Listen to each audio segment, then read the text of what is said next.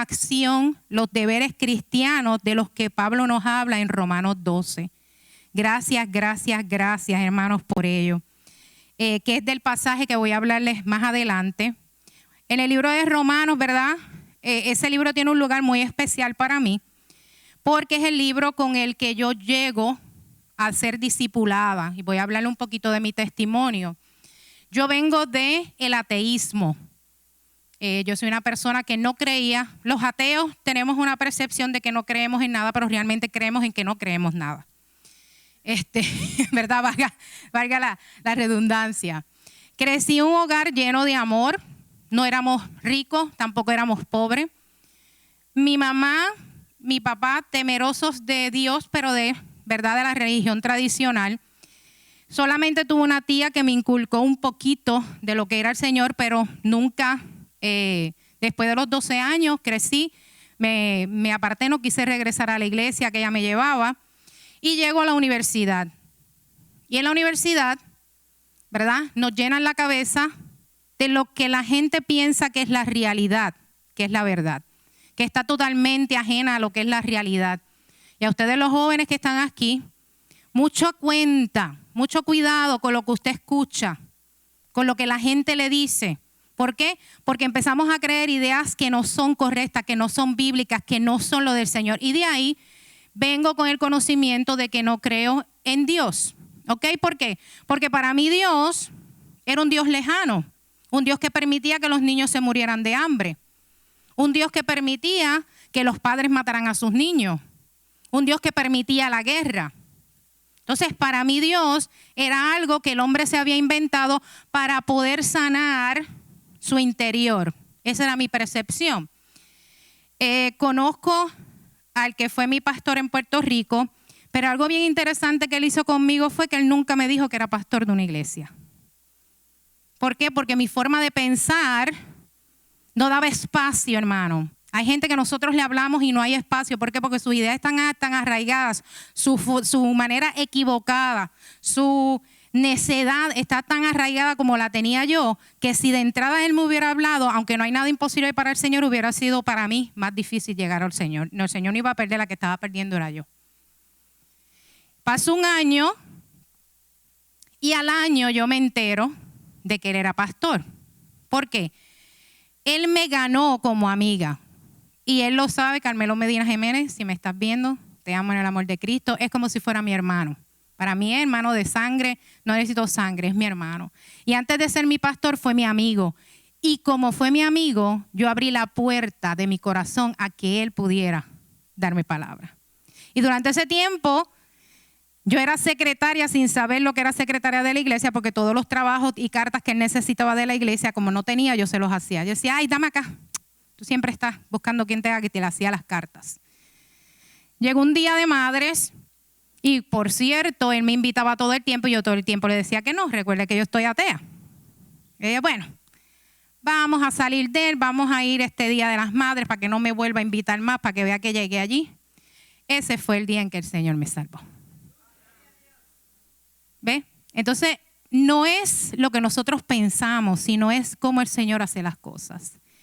Y como al que mucho se le perdona, mucho ama.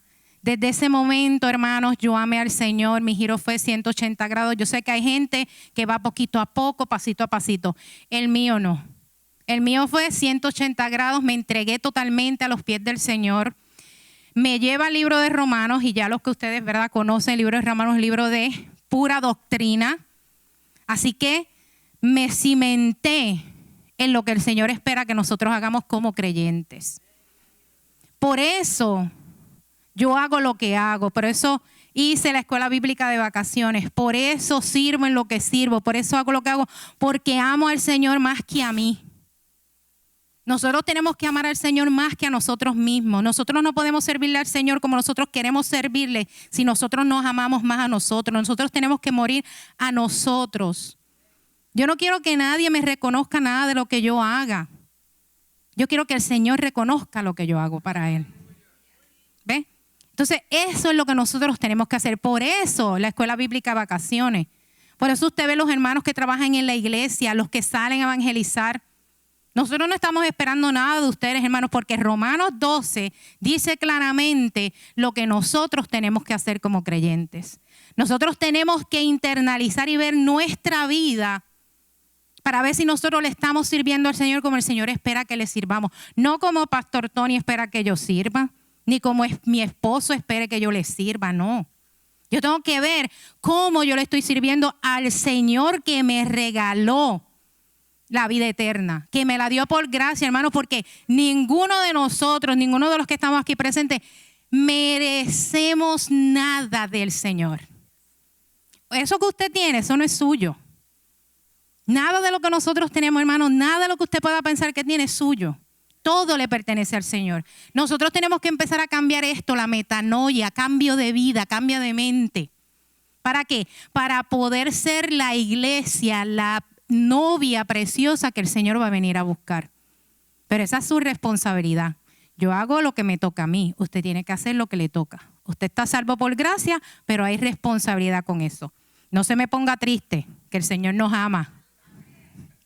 Vamos a Romanos 12, 1 al 5. Si podemos estar en pie para dar lectura a la palabra. Romanos 12, 1 al 5.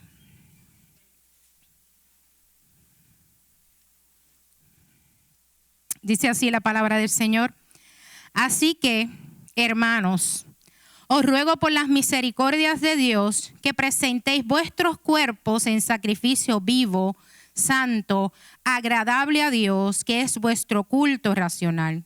No os conforméis a este siglo, sino transformados por medio de la renovación de vuestro entendimiento, para que comprobéis cuál sea la buena voluntad de Dios, agradable y perfecta. Digo pues, por la gracia que me es dada, a cada cual que está entre vosotros, que no tenga más alto concepto de sí que el que debe tener, sino que piense de sí con cordura conforme a la medida de fe que Dios repartió a cada uno.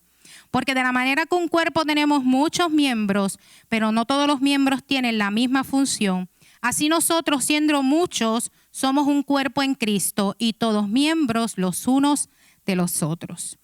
Pueden sentarse, amados. Bien, el libro de los Romanos, ¿verdad? Pablo lo escribe y sabemos que Roma era la capital y ciudad más importante del Imperio Romano. Para ese tiempo, ¿verdad? Roma se fundó aproximadamente en el 753 a.C., pero es mencionada solamente en el Nuevo Testamento. Para los días de Pablo había 1 millón de habitantes en Roma y Pablo quería ir a Roma, pero se le había hecho imposible. Por lo que por medio de la providencia de Dios, ¿verdad? A través de la inspiración del Espíritu Santo, Pablo nos deja esta preciosa carta doctrinal del Evangelio.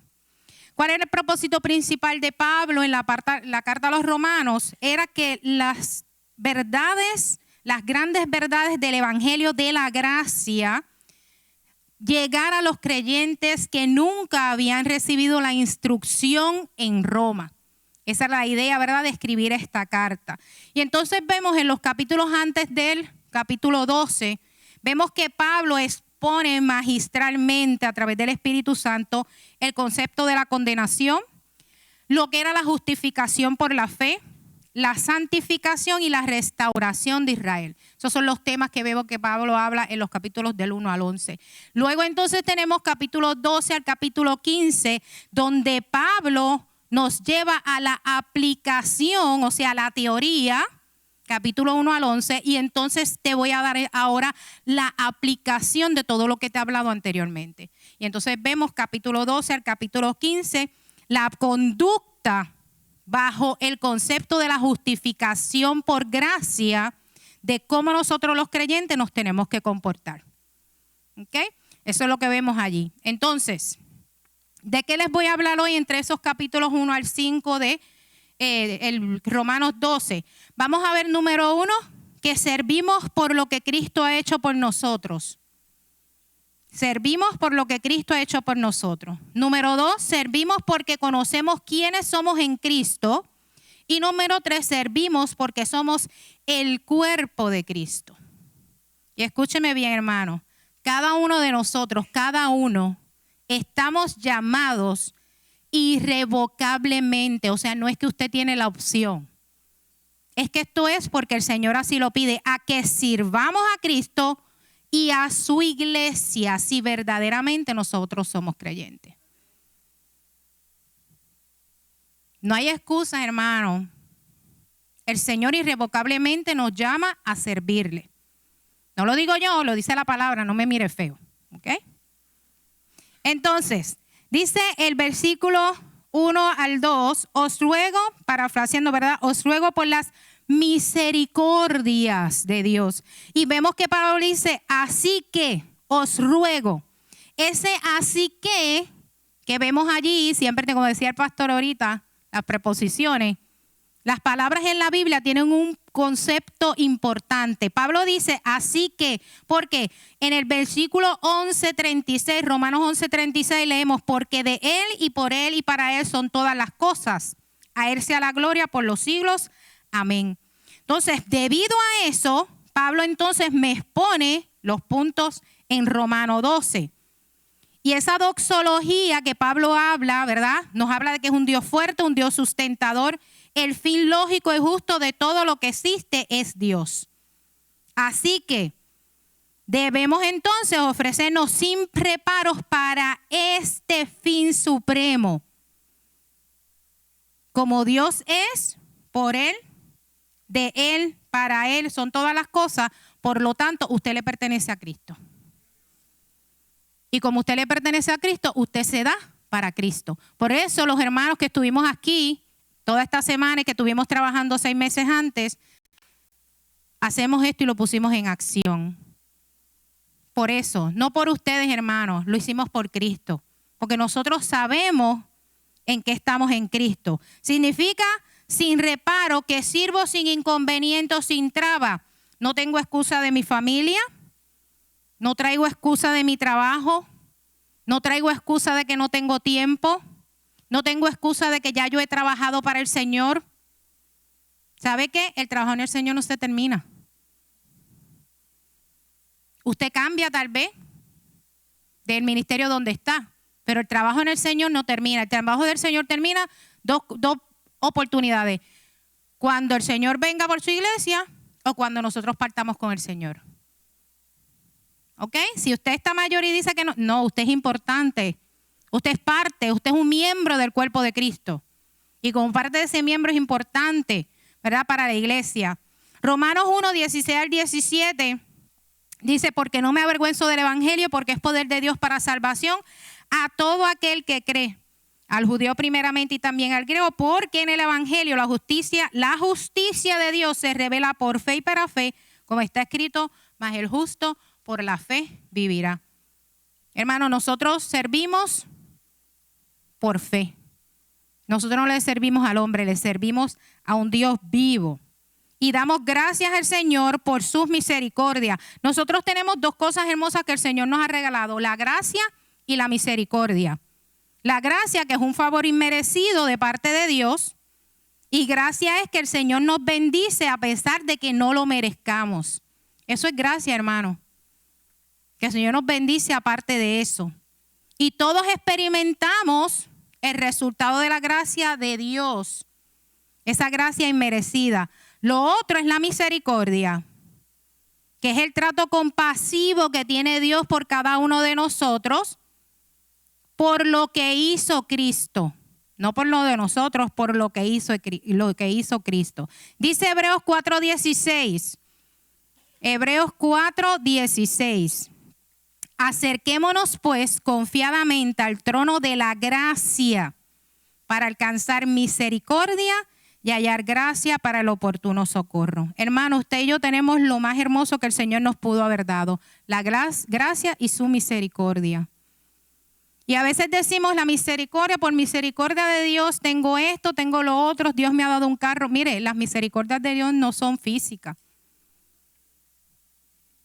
Las misericordias de Dios no son, misericordia de Dios es que usted esté en la casa del Señor, que usted pueda servirle al Señor. Esos son misericordias del Señor. Que nosotros tengamos asuntos materiales, sí, porque el Señor da. Él es dueño de todo, del oro y la plata. Pero las misericordias que nosotros tenemos que buscar del Señor son las espirituales. Esas son las que nos completan. Bien. Pablo luego sigue diciendo que nos presentemos como sacrificio vivo en respuesta a la gracia inmerecida y su misericordia. Pero ese sacrificio que Pablo está hablando es un sacrificio con un culto racional. Yo no me sacrifico por el Señor para que la gente me vea ni para conseguir cosas. Yo me sacrifico por el Señor porque es algo lógico de hacer. ¿Por qué? Porque el servicio es sacrificio, pero está basado en la lógica. ¿En qué lógica? Que debido a las bendiciones espirituales que el Señor me ha dado, yo entonces, mi lógica me dice, me lleva a concluir que debo ser un creyente, un hijo de Dios consagrado y abnegado al Señor. Cuando hablamos de consagrados, estamos hablando que yo me separo, yo soy santo. ¿Usted busca su santidad diaria? ¿Usted busca la santidad que Dios está esperando que usted tenga? Porque, hermanos, eso es a lo que estamos llamados. Si usted viene a la iglesia, el mensaje le llega y qué bonito el mensaje, el pastor aquí que viene, está 3 cultos y qué bonito el mensaje que Pastor Tony nos dio y ahí usted lo dejó. Los mensajes, hermanos, son para ponernos en acción. Es la palabra, es espada. Si usted sale de aquí como llegó esta mañana, usted tiene un problema. Porque la palabra tiene que tocarlo, la palabra tiene que transformarlo. ¿Para qué? Para que pueda servir al Señor como el Señor espera que usted le sirva. ¿Bien? Abnegado, que renuncio a mí mismo, a mis intereses propios. ¿Usted cree que esa semana que pasó yo no estaba cansada? Que estas rodillas que tienen artritis, que me veo muy guapa, ¿verdad? Para todos ustedes, pero estas rodillas están... A veces funcionan, a veces no. Mi carne, hermanos, mi carne no quiere. ¿Usted quiere que yo quisiera pasar todo esto? Claro que no. Igual que usted. ¿Usted quiere levantarse por la mañana e ir a trabajar? Si me dice que sí, es que usted ama su trabajo.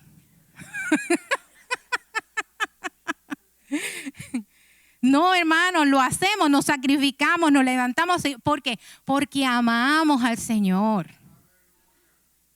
Créame, es por amor.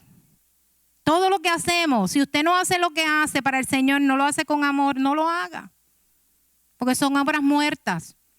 Para el Señor no significan nada, tenemos que hacerlas con amor, ¿verdad?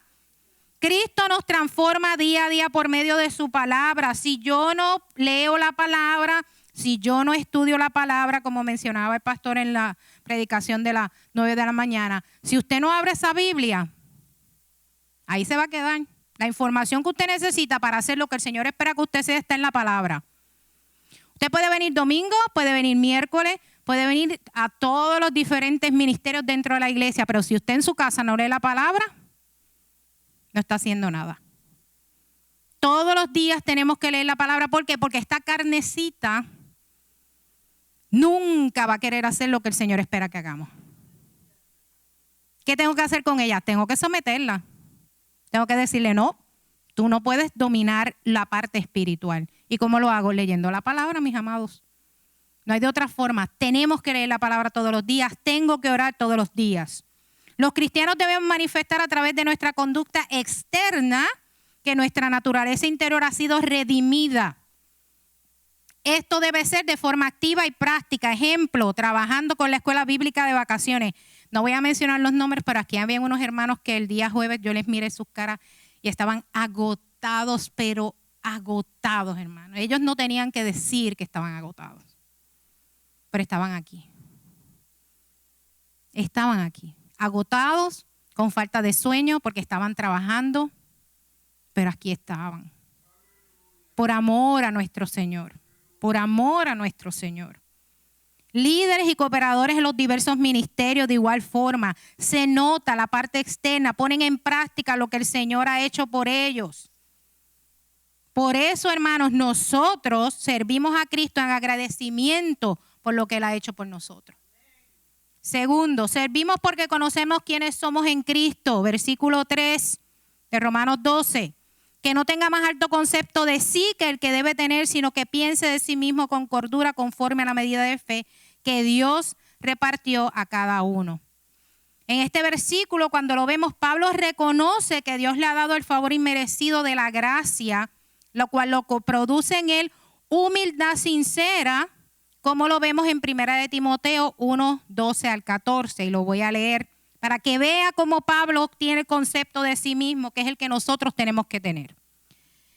1 de Timoteo 1, 12 al 14. Doy gracias al que me fortaleció, a Cristo Jesús nuestro Señor, porque me tuvo por fiel poniéndome en el ministerio. Mire, poniéndome en el ministerio, no fue el hombre, es el Señor el que pone. Habiendo yo sido antes blasfemo, perseguidor e injuriador, como yo era, hermano. A mí los creyentes en la calle me entregaban los tratados y yo cogía los tratados, se los estrujaba y se los tiraba en la cara. Esa era yo. De ahí vengo yo. ¿Ve? Y está hablando, ¿verdad, Pablo, de sí mismo? Y yo me identifico. Mas fui recibido a misericordia porque lo hice por ignorancia e incredulidad. Pero la gracia de nuestro Señor fue más abundante en la fe y en el amor, que es en Cristo Jesús. Entonces, esa es la humildad que Pablo está hablando, que es clave para todos y cada uno de nosotros.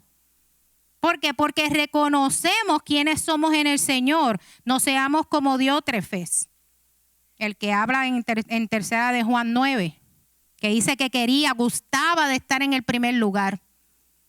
Si usted quiere estar en el primer lugar, hermano, órele al Señor.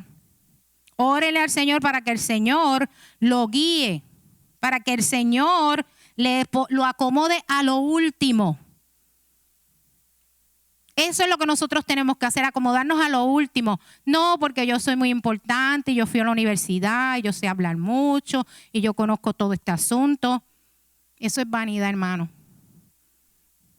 A eso no le sirve de nada a nuestro Señor. Así que órele al Señor. Si quiere ser el primero, ore. Si usted siente envidia por alguien o por algo, órele a Dios para que cambie su corazón. El problema no es de los demás, el problema es suyo, es su corazón. Es su relación con el Señor. Así que órele al Señor. Si usted no está conforme con lo que pasa a su alrededor, ay, que este mundo está, que ya viene el Señor, y usted qué está haciendo para mejorar este mundo, en lo que el Señor viene. Órele al Señor, que el Señor ponga en su corazón cambiar lo que está a su alrededor para gloria de Él, no para gloria suya, porque esto es para la gloria de Dios. ¿Sabe cuál es el problema? Que nosotros siempre queremos ser el centro.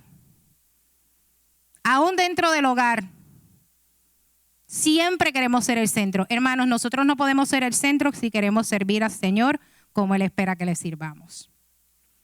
Así que recuerden que Dios nos da dones a todos y cada uno de los que somos suyos. Y Dios nos pedirá cuenta del don que le dio, porque si usted es verdadero creyente, el Señor le dio, aunque fuera uno. ¿Sabe cuál es? El que nadie quiere. Como dice el pastor, un pastor nuestro en Puerto Rico, el don de servicio. Ese el Señor se lo dio. Aunque sea ese usted tiene. ¿Qué usted está haciendo con el don que el Señor le dio? El don que el Señor nos da no es para nosotros, hermanos.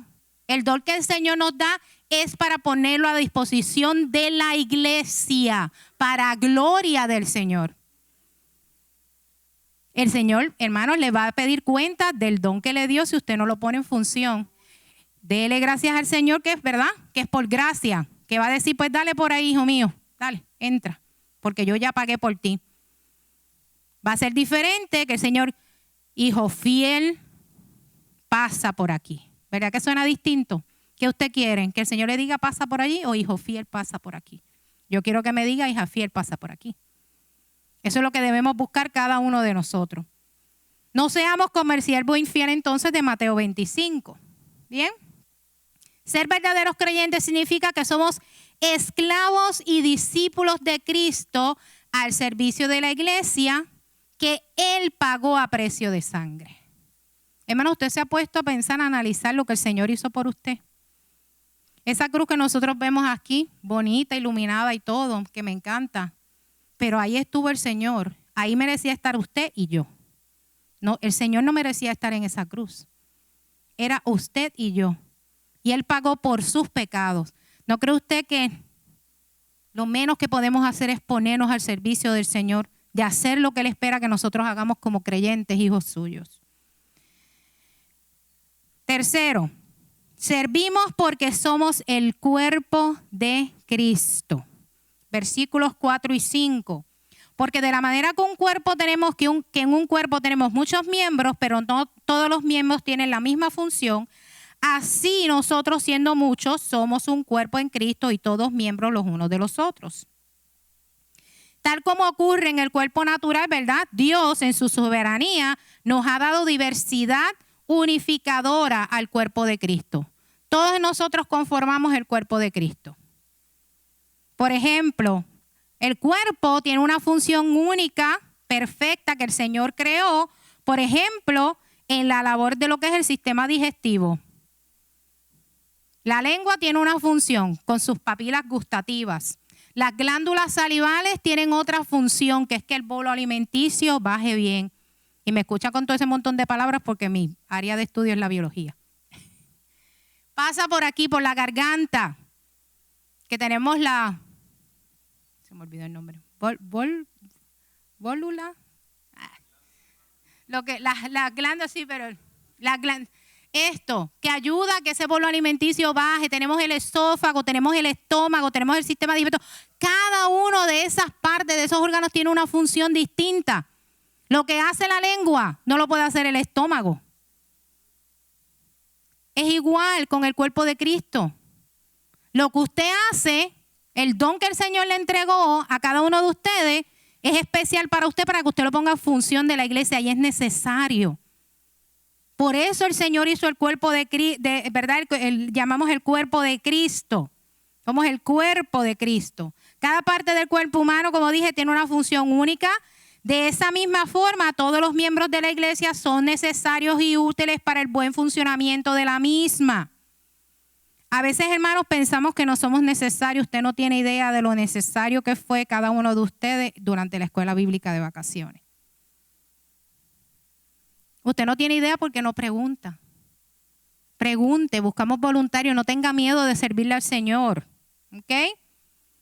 Así que todo verdadero creyente está unido a Cristo y por ende cada uno de los hermanos unido a los hermanos de la iglesia y a la iglesia, aunque usted no quiera. Aunque esa hermanita o ese hermanito que usted lo vea ahí, como dice el pastor. Ay, tan bonita que se ve la hermana. Ese es hermano suyo. Y si usted tiene una diferencia, usted tiene que sanar porque usted está afectando el cuerpo de Cristo. Así que si usted tiene algo contra algún hermano, contra alguna hermana, ore, pídale al Señor dirección, hable con el hermano y sane. La iglesia tiene que sanarse. Porque cualquier cosita, dígame usted, cuando se lleva el dedito chiquito del pie con alguna cosita, le duele hasta el pelo a uno. ¿Verdad que sí? Pues así mismo se duele la iglesia del Señor cuando la iglesia está en disensión, cuando está en enemistad. Arregle sus asuntos dentro de la iglesia para que la iglesia del Señor pueda ser la iglesia que el Señor viene a buscar. ¿Por qué somos? Y ya casi termino, ya no los regaño más. ¿Por qué nos consideramos entonces que somos la iglesia? La iglesia, ¿verdad? La iglesia del Señor. Número 1. Somos el cuerpo de Cristo. Somos el cuerpo de Cristo. Estamos unidos a Cristo en la salvación. Cada uno de ustedes fue salvo. Efesios 4, 15 al 16.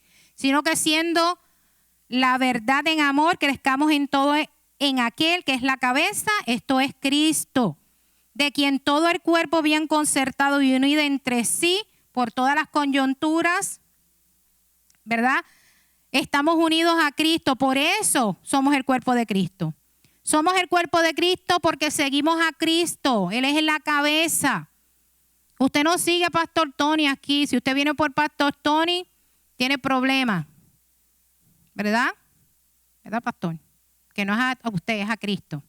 Que nos guste como predique, está bien. Pero usted viene aquí por Cristo, usted no viene aquí por el pastor, usted no viene aquí por compartir con los hermanos, usted no viene aquí porque le queda cerca de su casa. Usted viene aquí porque usted quiere adorar a Cristo. Esa es la parte principal, porque Él es nuestra cabeza. Hermanos, somos el cuerpo de Cristo porque representamos físicamente a Cristo en este mundo perdido.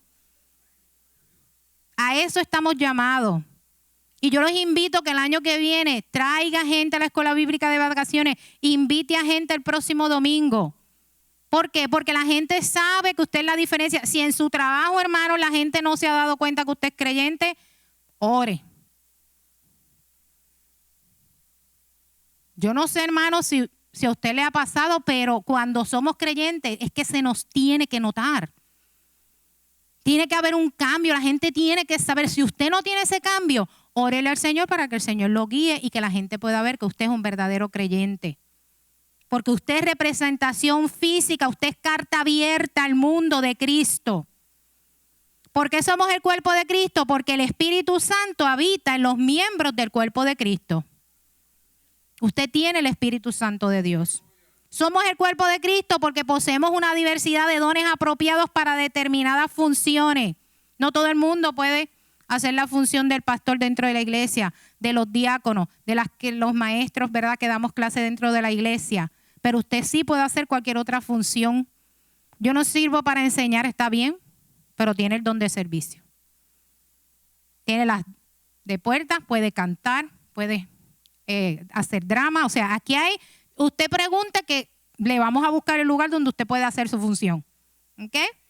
Somos el cuerpo de Cristo porque compartimos un lazo en común con todos los demás cristianos, independientemente de nuestro origen, nuestra raza, nuestro ministerio, nuestro bagaje cultural, lo que usted quiera. Somos un collage que el Señor ha hecho dentro de su iglesia.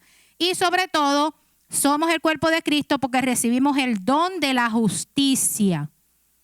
El Señor nos justificó. La paga que usted merecía, que era la muerte, el Señor la pagó por usted. Como miembros del cuerpo de Cristo, todos los que trabajamos para la gloria de Dios, en especial a mis hermanos que durante toda esta semana pasada estuvieron junto conmigo en la Escuela Bíblica de Vacaciones, hemos reconocido que nada es para mérito nuestro, ni que nadie tiene que reconocernos por hacer lo que estamos llamados a hacer. Nosotros no estamos llamados a hacer lo que hacemos. Nosotros nadie nos dice, lo hacemos por amor al Señor.